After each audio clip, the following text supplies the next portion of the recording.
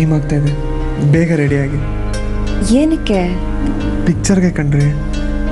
ಇದ್ದಕ್ಕಿದ್ದಂಗೆ ಯಾವ ಪಿಕ್ಚರ್ಗೆ?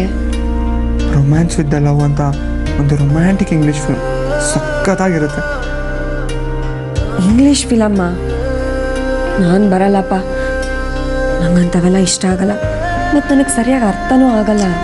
ನಾನು ಅರ್ಥ ಮಾಡಿಸ್ತೀನಿ ರೀ, ತಲೆ ಕೆಡ್ಸ್ಕೊಬೇಡಿ. ಬೇಡಪ್ಪ.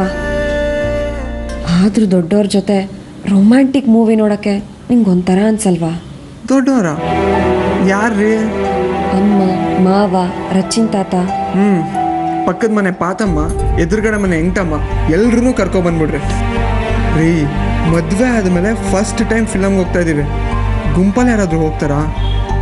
ನನಗೆ ನಿಮಗೆ ಇಬ್ಬರಿಗೆ ಟಿಕೆಟ್ ಬುಕ್ ಮಾಡಿಸಿರೋದು.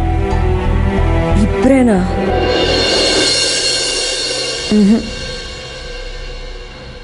ಇಬ್ಬರೇ ಆದರೆ ನಾನು ಬರಲ್ಲ. ಮತ್ತಿನ್ನೇನು ಊರವನ್ನೆಲ್ಲ ಕರ್ಕೊಂಡು ಹೊರಡ್ಬೇಕಾ?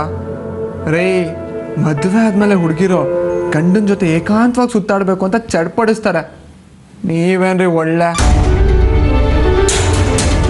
ನಾನು ಹುಡುಗಿ ಅಲ್ವಲ್ಲ, ಆ ವಯಸ್ಸನ್ನೆಲ್ಲ ದಾಟಿ ಬಂದಿದ್ದೀನಿ. ಅಮ್ಮ ತಾಯಿ ಲೆಕ್ಚರ್ ಕೊಡ್ಬೇಡ್ರಿ. ನಾನು ನಿಮ್ಮ ಗಂಡ ಹೇಳ್ತಾ ಇದ್ದೀನಿ, ಹೊರಡಿ.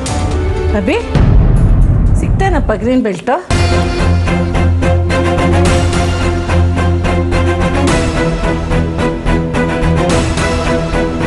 ಅವಳನ್ನೆಲ್ಲ ಹೊರಡಿಸ್ತಾ ಇರೋ ಹಾಗಿದೆ. ಬೆಲ್ಟ್ ತರೋದಿಕ್ಕ? ಅದು ಮಾಮ್, ಹಾಂ, ನನ್ನ ಕೊಲಿಗೂ ಮದುವೆ ಗಿಫ್ಟ್ ಅಂತ 2 ಸಿನಿಮಾ ಟಿಕೆಟ್ ತಂದ್ಕೊಟ್ಟಿದ್ದ. ಅದೇ ಏನು ಮಾಡೋದು ಅಂತ.